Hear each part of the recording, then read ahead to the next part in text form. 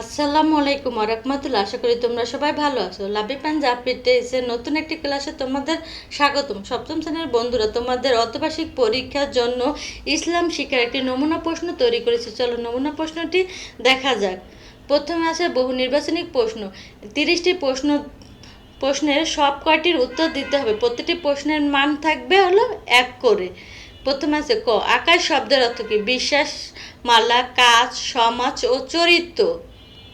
2, তাওহীদ মানে কি? একত্ববাদ, বহু ঈশ্বরবাদ, কর্মবাদ, অংশীদারিত্ব। 3 নম্বর, কালিমা তাইদের প্রথম অংশের অর্থ কি? আল্লাহ ছাড়া কোনো ইল্লা নেই, মুহাম্মদ আল্লাহর রাসূল, আল্লাহ মহান, সর্বপ্রশংসা আল্লাহর। 4 নম্বর, কালিমা শাহাদাত দ্বারা কিসের সাক্ষ্য দেওয়া হয়েছে? ইমানের, তাওহীদ ও রিসালাতের, নামাজের ও হজের। 5, ইমামে মুজমাল শব্দের অর্থ কি? বিস্তারিত বিশ্বাস, সংক্ষিপ্ত বিশ্বাস, মৌখিক স্বীকৃতি, অন্তরে বিশ্বাস। 6 নম্বর, ইসলামিক শরীয়তের পরিভাষায় আল্লাহর অনুগত করাকে কি বলে? ইবাদত, আখলাক, আকায়েদ, তাজবিদ। নাজাসাত শব্দের অর্থ কি? পবিত্রতা, অপবিত্রতা, উজু, গোসল।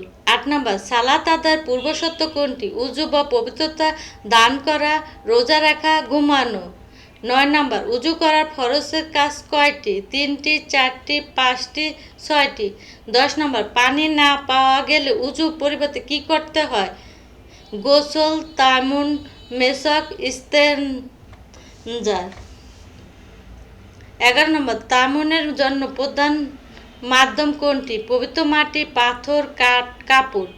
12, গোসলের ফরজ কয়টি? 2টি, 3টি, 4টি, 5টি। 13, মুমিনের মেরাজ বলা হয় কোন ইবাদতকে? যাকাত, সালাত, সাওম, হজ। 14, মানবজাতি হেদায়েতের জন্য সর্বশেষ আসমানি কিতাব কোনটি? তাওরাত, জাবুর, ইনজিল, আল কোরআন। 15, আল কোরআন সর্বপ্রথম কোথায় অবতীর্ণ হয়? মদিনায়, হেরা গুহায়, বাইতুল মুকাদ্দামে, কাবা শরীফে। 16, কোরআন মাজিদ শুদ্ধভাবে পড়ার নিয়মকে কি বলে? মাকরাজ, তাজবিদ, সিফাত, ওয়াকফ।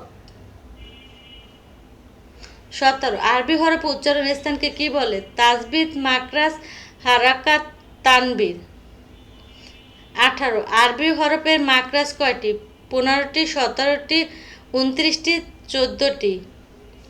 19 নাম্বার, কোরআন মজিদের সর্বশ্রেষ্ঠ এবং প্রথম সূরা কোনটি? সূরা আল নাস, সূরা আল ফাতিহা, সূরা আল ফালাক, সূরা আল ইখলাস।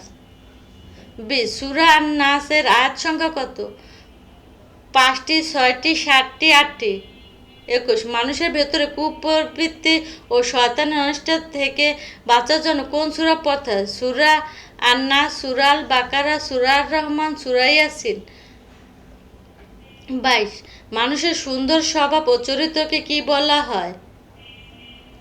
আখলাকে হামিদা, আখলাকে জামিলা, আকায়েদ, রিসালাত। 23, সকল পাপের জননী বলা হয় কোনটি? হিংসা, মিথ্যাচার, অহংকার, চুরি। 24, পিতামাতার সাথে কেমন ব্যবহার করা সন্তানদের প্রধান কর্তব্য? রুট ব্যবহার, ভালো বিনয় ব্যবহার, অবহেলা ও সাধারণ ব্যবহার। 25, যে বড়দের শ্রদ্ধা করে না এবং ছোটদের স্নেহ করে না সে আমার দলভুক্ত না। এটি কার বাণী? আল্লাহ তাআলা, মহানবী সাল্লাল্লাহু আলাইহি ওয়াসাল্লাম, হযরত আবু বকর রাদিয়াল্লাহু ও হযরত ইমরান রাদিয়াল্লাহু। 26 নাম্বার, তোমরা সহপাঠী অসুস্থ হলে তোমার করণীয় কি? এড়িয়ে যাওয়া, খোঁজখবর নেওয়া ও সেবা করা, উপহাস করা, শিক্ষককে দোষ দেওয়া। 27, মহান নবী হযরত মুহাম্মদ সাল্লাল্লাহু আলাইহি ওয়াসাল্লাম কোন বংশের জন্মগ্রহণ করেছিলেন? কুরাইশ বংশে, উমাইয়া বংশে, হামেশি বংশে না আওয়াস বংশে? 28, ইসলামের প্রধান খলিফা কে ছিলেন? হযরত ওমর রাদিয়াল্লাহু আনহু, হযরত আবু বকর রাদিয়াল্লাহু আনহু, হযরত ওসমান রাদিয়াল্লাহু আনহু, হযরত আলী রাদিয়াল্লাহু আনহু।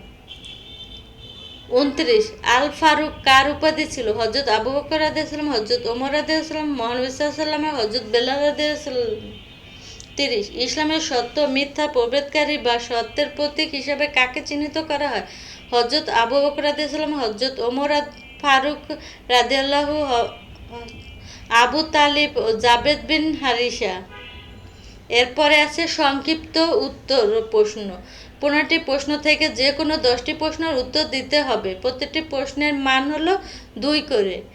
1 নম্বর আছে আকাত ও ঈমানের মধ্যে সম্পর্ক কি? 2 কালেমা শাহাদাতের বাংলা অর্থ লেখো। 3 তায়াম্মুমের ফরজগুলো কি কি? 4 কোন কোন কারণে ওযু নষ্ট হয়? যে কোনো 2টি কারণ লেখো। 5 কোন কোন পরিস্থিতিতে তায়াম্মুম করা বৈধ? 6 জামাতে সালাত আদায় 2টি সামাজিক গুরুত্ব লেখো। 7 তাসবিহ অনুসারে পড়ার গুরুত্ব কি? 8 মাখরাজ বলতে কি বোঝো? 9 সূরা আল ফাতিহাকে উম্মে কুরআন বলা হয় কেন? 10 আকলাকে হামিদা কাকে বলে? 11 সত্যবাদিতার বিষয়ে একটি আয়াত বা হাদিস অনুবাদন লেখো। 12 প্রতিবেশীর প্রতি আমাদের 2টি দায়িত্ব উল্লেখ করো। 13 মহান নবী হযরত মুহাম্মদ বাল্যকালে আল-আমিন উপাধি পাওয়ার কারণ কি ছিল? 14 হযরত আবু বকর রাদিয়াল্লাহু কেন সিদ্দিক বলা হতো? 15 খলিফা হিসাবে হযরত ওমর রাদিয়াল্লাহু প্রজাতন্ত্রের একটি উদাহরণ দাও। এরপর আছে সৃজনশীল প্রশ্ন। 8টি প্রশ্ন থেকে যে কোনো 5টি প্রশ্নের উত্তর দিতে হবে। প্রতিটি প্রশ্নের মান 10 করে। প্রথম সৃজনশীল 1 নং প্রশ্নের উদ্দীপক। জাওয়াত মহাবিশ্বে সূর্য, চন্দ্র, গ্রহ এবং প্রকৃতির শৃঙ্খলা আবর্তন দেখে গভীরভাবে চিন্তা করেন। সে বুঝতে পারেন এ বিশাল মহাবিশ্বে নিজে নিজে সৃষ্টি হয়নি এবং একাধিক সৃষ্টিকর্তা থাকলেও এই মহাবিশ্বের নিয়ম ভেঙে পড়ত। তাই সে মনে প্রাণে এক আল্লাহর উপর বিশ্বাস স্থাপন করেন। ক তাহিদ শব্দের অর্থ কি? খ কালেমা তাহিদ এর বুঝে পড়া কেন জরুরি? বুঝিয়ে লেখো। খ উদ্দীপকের জাওয়াদের উপলব্ধি ইসলামের শিক্ষা কোন বিষয়ের সাথে সংগতিপূর্ণ? ব্যাখ্যা করো।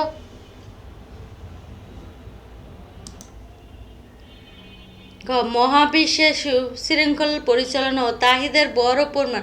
উদ্দীপক ও পাঠ্য বইয়ের আলোকে উক্তিটি বিশ্লেষণ করো। 2 নং উদ্দীপক। সিয়াম ওযু করতে গিয়ে দেখলো কল দিয়ে পানি আসছে না, তার সালাতের সময় পার হয়ে যাচ্ছে। এমন অবস্থায় তার বাবা তাকে বাড়ির পাশে থাকা পরিষ্কার শুকনো মাটি দিয়ে এক বিশেষ পদ্ধতিতে পবিত্রতা অর্জন করে সালাত আদায় করতে বললেন। ক উযুর ফরজ কয়টি? খ নাজাসাতে হাকিনি বলতে কি বোঝায়? উদ্দীপকে সিয়ামের বাবা তাকে পবিত্রতা অর্জনের জন্য যে পদ্ধতির কথা বলেছে তা বর্ণনা দাও। ঘ ইসলামের উক্ত পদ্ধতি বিধান মানুষের জন্য কতটা সহজ ও কল্যাণকর মূল্যায়ন করো। 3 নং প্রশ্নের উত্তর বা উদ্দীপক আমাদের রাফি প্রতিদিন 5 ওয়াক্ত সালাত জামাতের সাথে আদায় করে। সালাত আদায়ের ফলে সে কখনো মিথ্যা কথা বলে না এবং অন্যায় কাজ থেকে দূরে থাকে। তার বন্ধু জাহিদ মাঝে মাঝে সালাত আদায় করলেও অলসতার করে। রাফি জাহিদকে সালাতের গুরুত্ব বোঝায়। ক সালাত শব্দের অর্থ কি? খ সালাত হচ্ছে জান্নাতের চাবি। ব্যাখ্যা করো। গ উদ্দীপকের রাফির জীবনে সালাতের যে নৈতিক প্রভাব দেখা গেছে তা পাঠ্য বইয়ের আলোকে ব্যাখ্যা করো। খ জাহিদকে সালাতে নিয়মিত করতে রাফি ইসলামের দৃষ্টিতে কি কি যুক্তি দিতে পারে বিশ্লেষণ করো। 4 নং প্রশ্নের উদ্দীপক বা 4 নং প্রশ্নের উত্তর। তাসনিম নিয়মিত আল কোরআন তেলাওয়াত করে, তবে সে তাড়াহুড়া করে পড়তে গিয়ে হরফগুলো সঠিক উচ্চারণ করতে পারে না। তার শিক্ষক তাকে বলেন কোরআন পড়তে হবে ধীরে স্থিরভাবে, হরফ উচ্চারণের সঠিক স্থান ও নিয়ম মেনে। ক মাখরাজ শব্দের অর্থ কি? খ আল কোরআন তিলাওয়াতের পূর্বে উযুর গুরুত্ব বুঝিয়ে লেখো। গ শিক্ষকের উপদেশ অনুসারে তাসলিমাকে কোরআন শুদ্ধ করার জন্য কোন শাস্ত্রের জ্ঞান অর্জন করতে হবে? ব্যাখ্যা করো। গ শুদ্ধভাবে কোরআন তেলাওয়াত না করলে সালাত নষ্ট হতে পারে। উক্তটি উদ্দীপক ও পাঠ্য বইয়ের আলোকে বিশ্লেষণ করো। 5 নং প্রশ্নের উদ্দীপক। ফাহিম প্রায় একা থাকলে মনে মনে ভয় পায় এবং বিভিন্ন খারাপ চিন্তা তার মাথায় আসে। তার বড় ভাই তাকে ঘুমানোর আগে এবং ভয় লাগলে আল কোরআন শেষ সূরাটি অর্থ বুঝিয়ে পড়ার পরামর্শ দিলেন। সেখানে জিন ও মানুষের অনিষ্টি থেকে আল্লাহর কাছে সাহায্য বা আশ্রয় চাইতে বলা হয়েছে। সূরা আন নাস কোরআনের কত নম্বর সূরা? খ সূরা আল ফাতহাকে উম্মে কোরআন বলা হয় কেন? গ উদ্দীপকে ফাহিমের ভাই তাকে যে সূরাটি পড়ার পরামর্শ দিয়েছেন তার মূল ভাব ব্যাখ্যা করো। ঘ দৈনন্দিন জীবনে আত্মরক্ষা ও মানসিক প্রশান্তিতে উক্ত সূরাটি ভূমিকা আলোচনা করো। ৬ নং প্রশ্নের উদ্দীপক রনি স্কুলে একটি দামি কলম কুড়িয়ে পায়। সে লোভ না করে কলমটি শিক্ষকের কাছে জমা দেয়। পরে ক্লাসে শিক্ষক যখন জিজ্ঞেস করলে কলমটি কে পেয়েছে, রনি বিনয়ের সাথে সত্য কথা স্বীকার করল এবং শিক্ষক রনি এই গুণের প্রশংসা করলেন। মানব জীবনে অলংকার কোনটি? খ আকলাকে হামিদা বলতে কি বোঝায়? গ উদ্দীপকে রনির আচরণ আকলাকে হামিদার কোন বিশেষ দিকটি ফুটে উঠেছে ব্যাখ্যা করো। ঘ সত্য মানুষকে মুক্তি দেয় আর মিথ্যা মানুষকে ধ্বংস করে। রনির জীবনে আলোকে এই বাণী যথাযথ প্রমাণ করো। ৭ নং প্রশ্নের উদ্দীপক আরিয়ান নিজের মা বাবা সব আদেশ মেনে চলে এবং তাদের সেবা করে, কিন্তু তাদের পাশের ফ্ল্যাটে থাকা এক অসুস্থ বৃদ্ধ প্রতিবেশী খোঁজ খবর সে কখনো নেয় না বা জোরে গান বাজিয়ে তার বিশ্রাম ব্যাঘাত ঘটায়। আরিয়ানের বাবা তাকে বলেন পিতামাতার পাশাপাশি প্রতিবেশীর হক আদায় করাও ইসলামের নির্দেশন। ক সিলাহুর রেহেম অর্থ কী? খ বড়দের শ্রদ্ধা ছোটদের স্নেহ করা গুরুত্ব কী? খ উদ্দীপকে আরিয়ানের বাবা তাকে প্রতিবেশীর প্রতি দায়িত্ব পালনে যে তাগিদ দিয়েছে তা ইসলামের দৃষ্টিতে ব্যাখ্যা করো। খ একজন আদর্শ মুসলিম হতে হলে আরিয়ানের আচরণে কী কী পরিবর্তন আনা প্রয়োজন? পাঠ্য বইয়ের আলোকে বিশ্লেষণ করো। ৮ নং প্রশ্ন বা উদ্দীপক সমাজসেবক জনাব আসাদ সাহেব শাসন কাজে অত্যন্ত কঠোর, কিন্তু প্রজা সাধারণের দুঃখ কষ্ট অত্যন্ত কোমল। তিনি রাতের আধারে ছদ্মবেশে ঘুরে ঘুরে গরিব দুঃখী মানুষের অবস্থা পর্যবেক্ষণ করেন এবং নিজের কাঁধে করে খাদ্য সামগ্রী তাদের ঘরে পৌঁছে দেন। মহানবী সাল্লাল্লাহু আলাইহি ওয়াসাল্লামের উপাধি কী ছিল? খ হযরত আবু বকর রাদিয়াল্লাহু জীবন থেকে দানশীলতার একটি উদাহরণ দাও। খ উদ্দীপকে জনাব আসাদ সাহেবের কাজের সাথে ইসলামের কোন খলিফার জীবন আদর্শ মিল রয়েছে বর্ণনা করো। ঘ উক্ত খলিফার শাসন ব্যবস্থার ন্যায়পরায়ণতা বর্তমান সমাজে কিভাবে শান্তি প্রতিষ্ঠা করতে পারে তোমার মতামত দাও। ষষ্ঠ শ্রেণীর বন্ধুরা, ইসলাম শিক্ষার এই প্রশ্ন ছিল। আজকের মতো এখানে শেষ করছি। আল্লাহ হাফেজ।